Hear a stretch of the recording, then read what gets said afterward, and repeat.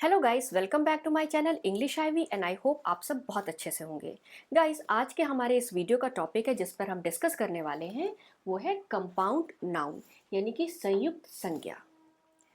Guys, जो nouns हैं उनका कई अलग अलग तरीके से क्लासिफिकेशन किया गया है, जैसे proper noun, common noun, countable noun, uncountable noun, concrete noun, abstract noun. लेकिन ये जो कंपाउंड नाउन है ये किसी तरह का क्लासिफिकेशन नहीं है, बल्कि कंपाउंड नाउन वे नाउन होते हैं जो दो या दो से अधिक डिफरेंट वर्ड से मिलकर के बने होते हैं। फॉर एग्जाम्पल, जैसे यहाँ पर ये है पाइन जो कि एक पेड़ का नाम है, और यह है एप्पल जो कि एक फ्रूट का नाम है। इन दोनों नामों को मिलाने से जो अगला नाम बनता है वो है पाइनएप्पल, जो कि इस फ्रूट का नाम है, बिल्कुल डिफरेंट फ्रूट का नाम है।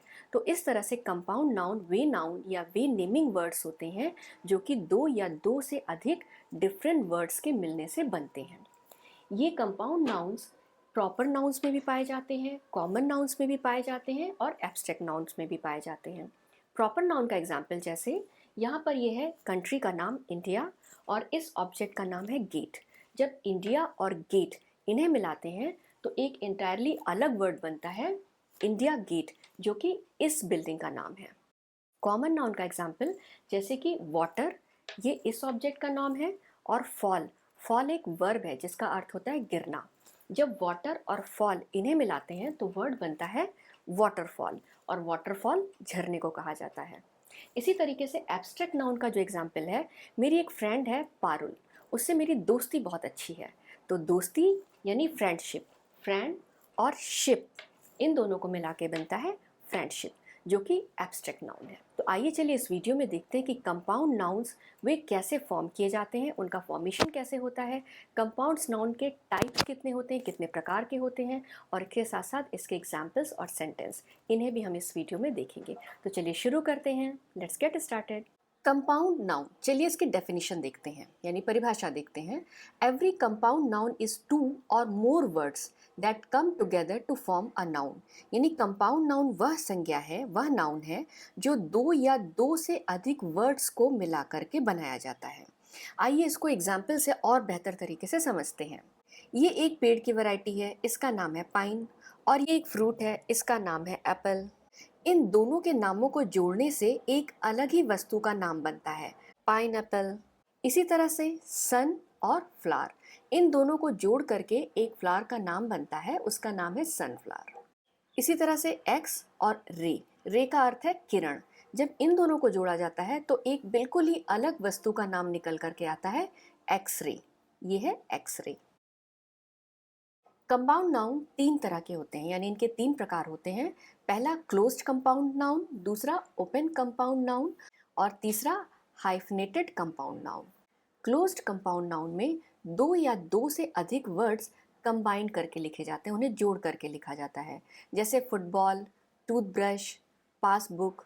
और जबकि ओपन कंपाउंड नाउन में सारे वर्ड्स एक दूसरे से सेपरेट, अलग अलग लिखे जाते हैं, जैसे post office, ice cream, swimming pool. और हाइफनेटेड कंपाउंड नाउन में सारे वर्ड्स को एक दूसरे के साथ हाइफन की मदद से लिंक करके लिखा जाता है। ये जो मार्क है इसे हाइफन बोला जाता है, जैसे X ray, passer by, mother in law. अब चूंकि एक से अधिक अलग अलग वर्ड्स मिल करके कंपाउंड नाउन बनाते हैं, तो आइए चलिए देखते हैं कि पार्ट्स ऑफ स्पीच की किस किस कैटेगरी के वर्ड्स मिल करके कंपाउंड नाउन बनाते हैं।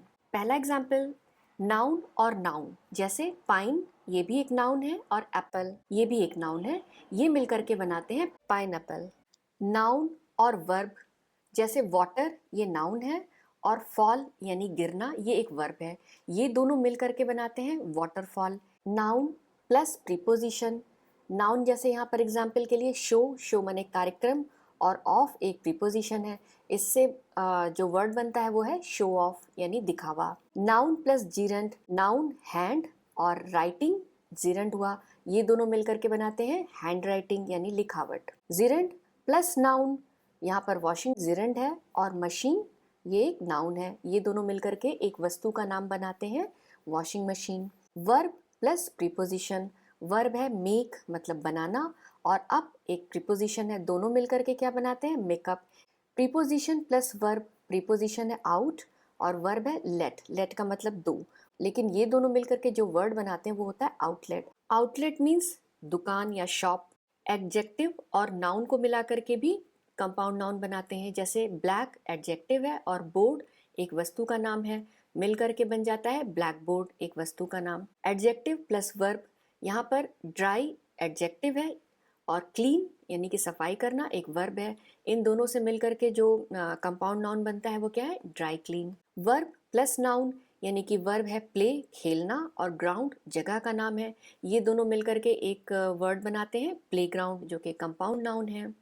प्रीपोजिशन प्लस नाउन, प्रीपोजिशन यानी कि ओवर, पहले प्रीपोजिशन आएगा और फिर नाउन है कोट, ये दोनों मिलकर के जो कंपाउंड नाउन बनाते हैं ओवर कोट। राइमिंग वर्ड्स में मिलकर के कंपाउंड नाउन बनाते हैं, यानी कि जो वर्ड एक दूसरे से मिलते जुलते हैं, जो राइम करते हैं, उनको मिला करके भी कंपाउंड नाउन बनाया जाता है, जैसे चिट चैट।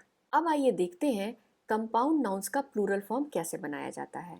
कंपाउंड नाउन का प्लूरल फॉर्म बनाने का पहला रूल ये है कि जो वर्ड्स मॉडिफाइंग वर्ड्स होते हैं उनका कभी भी प्लूरल फॉर्म नहीं बनाया जाता है।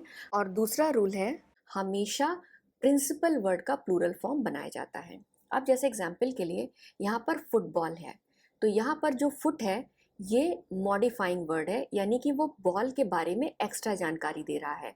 और जो यहाँ मेन वर्ड है वो है बॉल, क्योंकि यहाँ पे एग्जैक्टली एक बॉल के बारे में बात हो रही है, तो एस हम बॉल के साथ ऐड करेंगे तो हमारा जो वर्ड आएगा वो बनेगा फुटबॉल्स। इसी तरह से टूथ ब्रश बन जाएगा टूथ ब्रशेस, टीथ ब्रश नहीं होगा, क्या बनेगा, टूथ ब्रशेस। फुट प्रिंट बन जाएगा फुट प्रिंट्स, गूसबेरी बन जाएगा गूस बेरीज। अब आइए देखते हैं कंपाउंड नाउन जिसमें कि दोनों वर्ड्स इक्वल होते हैं, यानी कि दोनों में से कोई भी प्रिंसिपल वर्ड नहीं होता, तब क्या किया जाएगा, तब हम लोग एस अंत में जोड़ देते हैं। जैसे पाइनएप्पल बन जाता है पाइनएप्पल्स, वाटरफॉल बन जाता है वाटरफॉल्स और आउटलेट बन जाता है आउटलेट्स।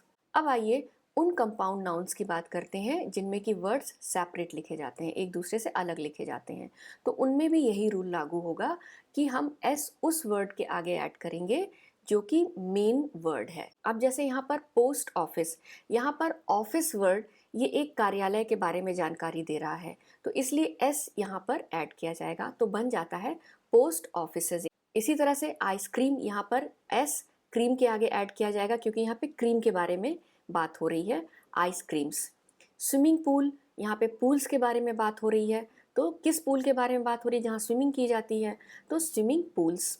वॉशिंग मशीन, तो वॉशिंग मशीन्स किया जाएगा क्योंकि यहाँ पे मशीन के बारे में जानकारी मिल रही है, तो इस तरह बन जाएगा वॉशिंग मशीन्स।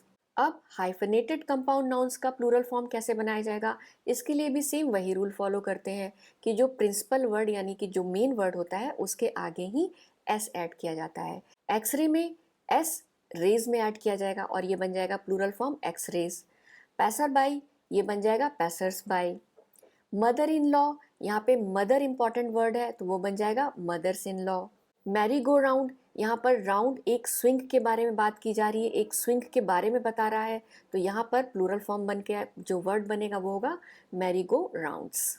अब आप गेस करिए कि यहाँ पर जो कंपाउंड नाउन आएगा वो कौन सा होगा।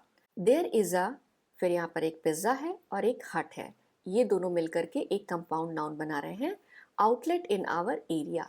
तो there is a outlet in our area, यहाँ पर क्या आएगा, pizza plus hut, Pizza Hut. Very good, there is a Pizza Hut outlet in our area, हमारे एरिया में एक पिज्ज़ा हट की शॉप है।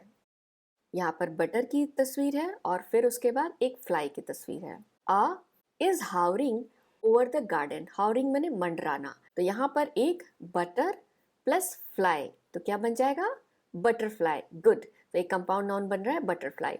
अब butterfly is hovering over the garden, एक बटरफ्लाई गार्डन के ऊपर मंडरा रही है।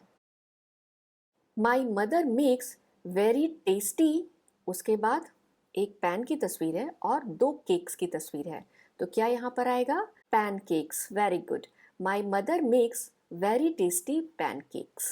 Thank you for watching. I hope आपको मेरा ये वीडियो पसंद आया होगा। मेरे इस वीडियो को लाइक और शेयर जरूर कीजिए, साथ में मेरे इस चैनल को सब्सक्राइब करना मत भूलिए।